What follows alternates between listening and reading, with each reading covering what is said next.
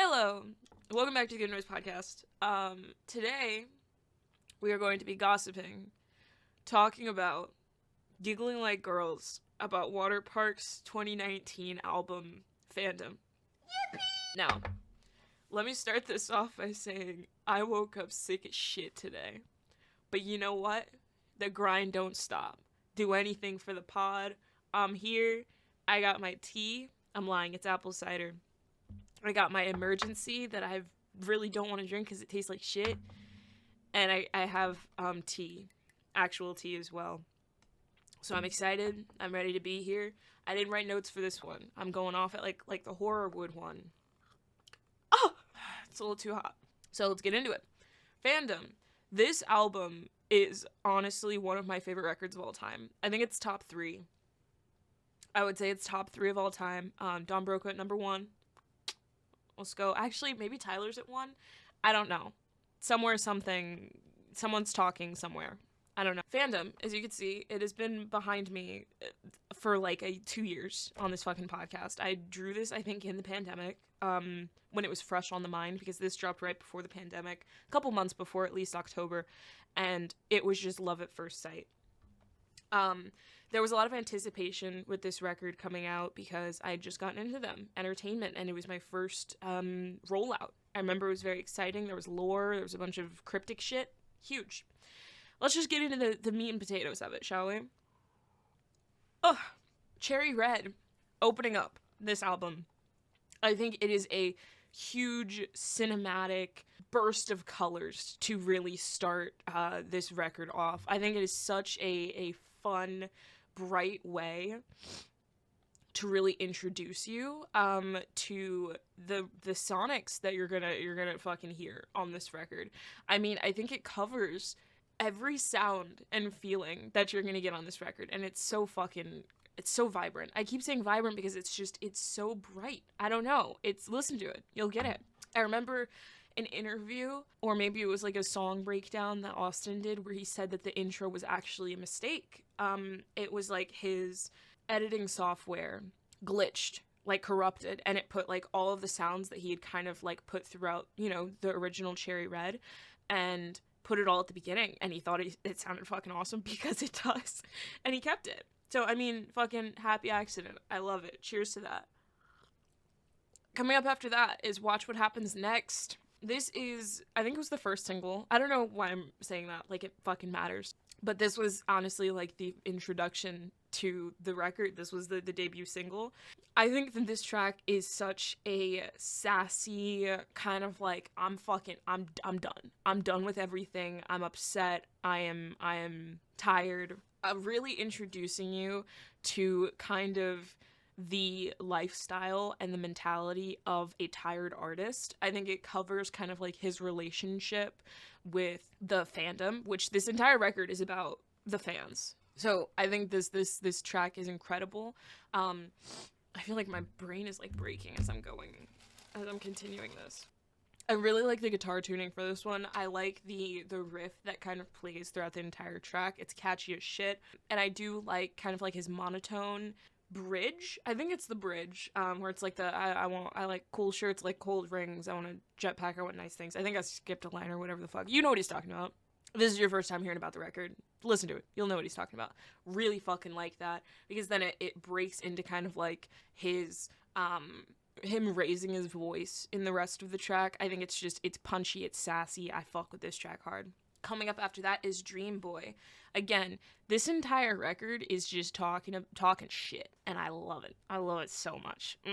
Dream Boy was one of my favorite tracks. It is my father's favorite Waterpark track and my mother's favorite Waterpark track. I think it is such a bubblegum pop boy band ass song, and I think it's like the stupid for you of this album, where it's kind of like, hey, you don't care who the fuck I am. You don't care like my traits. You don't care about what I look like. You're just gonna kind of make your own character out of who you think I am, and then romanticize that when I'm really nothing like that.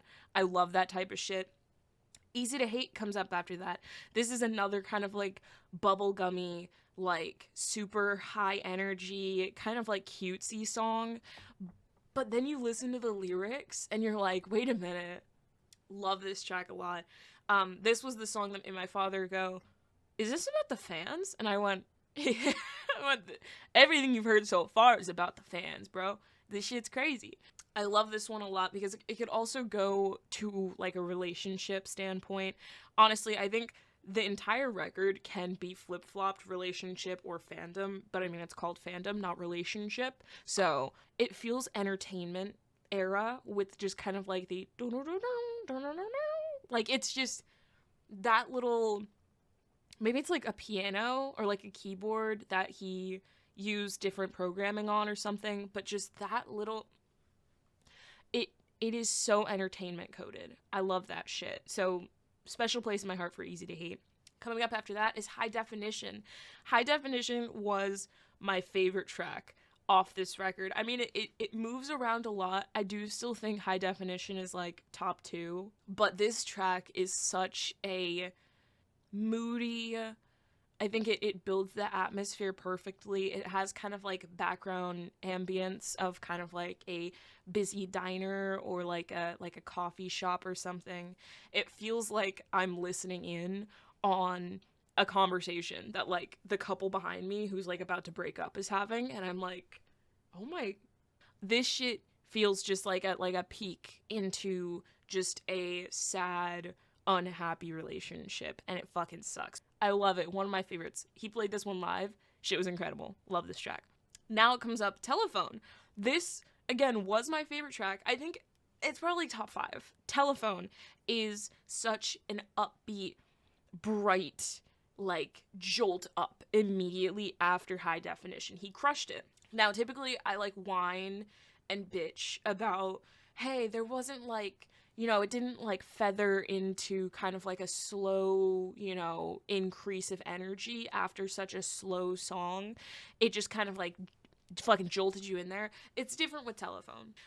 Telephone, I don't know, I have, like, a really, really good connection with that one because this type of, like, hyper love and like infatuation and like, yo, I'm down if you're down type of energy, shit connected me with me heavy when I was younger, because it's just like, I don't know, you know, shout out, I'm a lover, what can I say?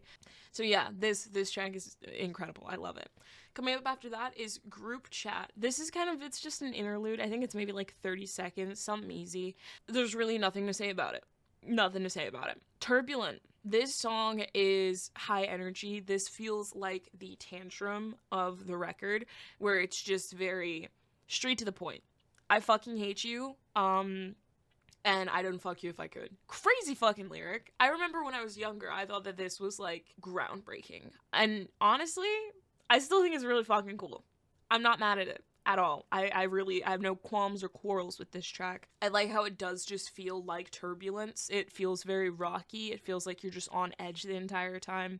I think it rocks. I really dig this track. Then after that, we have Never Bloom Again. This one is a lot more stripped back, where I feel like High Definition has a lot more ambiance and kind of just atmosphere wrapped around it, where this one feels very personal. This one feels a lot more personal because it's purely just Austin and maybe a couple backing vocals and an acoustic guitar. Shit fucks. It's very sad. I love it. I don't know. That one pulls on my heartstrings a lot. Coming up after that, I Miss Having Sex, but at least I Don't Want to Die Anymore. It's a high energy track. I mean, I think it's fun. I think it's catchy.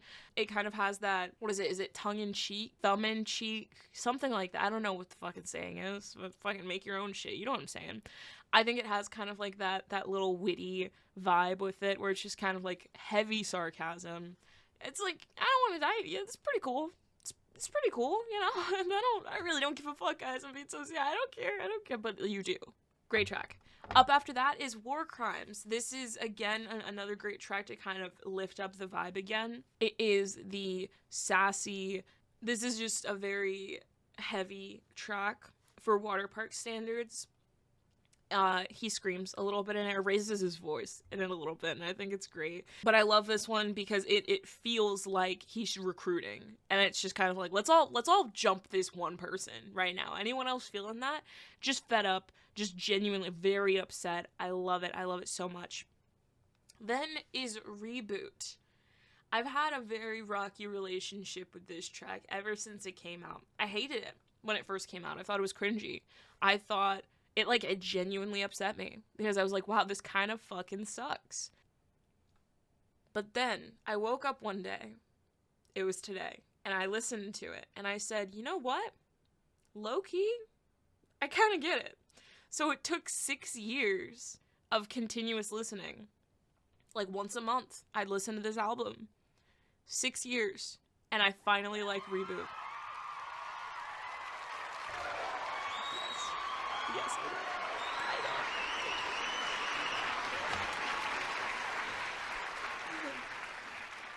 Anyways, so this is still my least favorite track off the record, though. Up after that is Worst. Again, it's just, there are so many slow songs off this record. This is the third one. And I don't have any qualms or quarrels with it. I really like Worst, actually, because this is kind of like that good middle ground between High Definition and Never Bloom Again, where it kind of has that ambiance and that atmosphere while it's still feeling more stripped down than High Definition. It doesn't feel as heavily produced, I guess. But I really like it. It's sassy, it's mean, and it's good. But it has this appearance of being just kind of like a sweet, sad song, but it's just fucking rude, and I love it. Coming up after that, Zone Out. Zone Out is another interlude. It is just the chorus of Dream Boy, but a little woozy. It has some effects on it with kind of like a keyboard playing in the background. It's cutesy. I think it's fine. Nothing really else to say about that. I Felt Younger When We Met. This song is one of my favorite Waterparks songs of all time.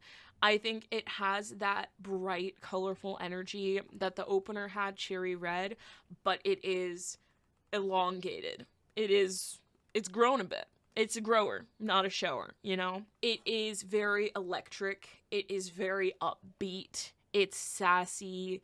It's like, I said I'd love you to death, so I must be dead. What? Ooh, fuck. It's just the cycle of a relationship. I mean, it's not a perfect relationship. Let me say that. It's not at all in any means.